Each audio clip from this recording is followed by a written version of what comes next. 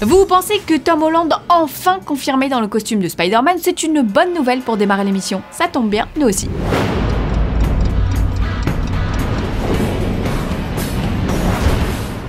Le tournage d'Independence Day 2 a commencé il y a quelques semaines au Nouveau-Mexique dans le plus grand secret, mais Roland Emmerich et son équipe ont eu envie de partager quelques infos inédites avec les fans et ont donc participé à une session de questions-réponses en direct du tournage dans la nuit de lundi à mardi.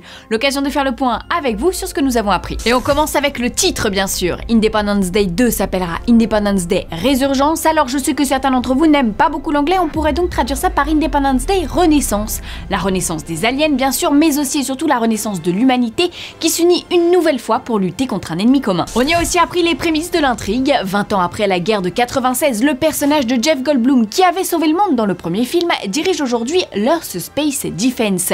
Le SD donc fabrique des armes et des avions utilisant la technologie extraterrestre afin de résister au mieux à une nouvelle invasion. Mais rien ne peut les préparer à la puissance sans commune mesure des aliens. Car ce second volet, vous vous en doutez, racontera une catastrophe globale d'une échelle inimaginable. Et comme toute bonne suite qui se respecte, il va falloir faire plus grand, plus fort et plus spectaculaire que le premier film. Côté casting, la présence de Charlotte Gainsbourg a été confirmée par Jeff Goldblum lui-même, qui ne nous a malheureusement donné aucun détail sur son rôle, mais décidément les Frenchies ont le vent en poupe à Hollywood. Will Smith sera quant à lui absent. Selon Roland Emmerich, le comédien en aurait eu marre des suites. De toute façon, il est bien trop occupé à botter des fesses dans la Suicide Squad. Et puis le réalisateur, plutôt beau joueur, y a vu là l'occasion de passer le flambeau à une nouvelle génération. Nouvelle génération emmenée entre autres par Liam Hemsworth, frère de Chris, qui incarne ici un certain Jake Morrison, orphelin depuis que ses parents sont morts lors de la première attaque 20 ans plus tôt. Il a depuis rejoint l'armée dans le costume d'un pilote tout feu tout flamme qui prend les commandes du Moontug Spacecraft sur la base lunaire des humains.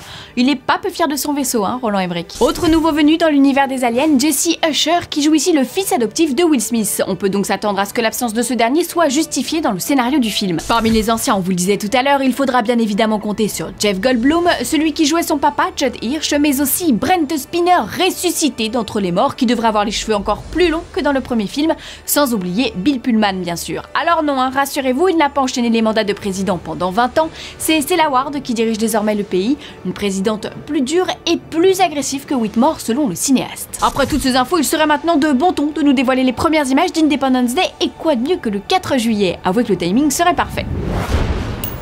Aussi riche que Jurassic World qui passe le cap du milliard de dollars de recettes en à peine 12 jours, voici les news en bref. Un petit quiz entre geeks, ça vous dit? Eh bien les amis, rendez-vous à la Japan Expo pour une battle entre vous et des VIP. Et quel VIP hein? L'équipe d'Allociné vous donne rendez-vous le jeudi 2 juillet de 17h à 18h pour un affrontement au sommet. Bon, et puis on n'est pas les seuls VIP, hein? Rendez-vous vendredi 3 pour rencontrer l'équipe de J1 et samedi pour défier celle de Noob. Autre temps fort de cette QV 2015, les Geek Dating bien sûr. Au total, plus de 800 personnes se sont rencontrées l'an dernier sur le stand de Geek Me More où nous avons eu le privilège de croiser certains d'entre vous. Alors hop hop hop, rendez-vous à l'adresse qui s'affiche en bas de votre écran et on ne fait pas de chichi, on s'inscrit. C'est officiel, Ant-Man s'offrira un caméo de luxe. Que ceux qui ne veulent rien savoir se bouchent les oreilles, mais il ne s'agit que d'un caméo, hein. Rien d'essentiel sur l'intrigue donc. Selon Kevin Feige, Janet Van Dyne alias La Guêpe viendra faire un coucou à l'homme fourmi. Nous allons voir Janet en action et nous apprendrons ce qui lui est arrivé selon le patron de Marvel. Rappelons à ceux qui l'ignorent que Janet Van Dyne a eu un enfant avec Hank Pym,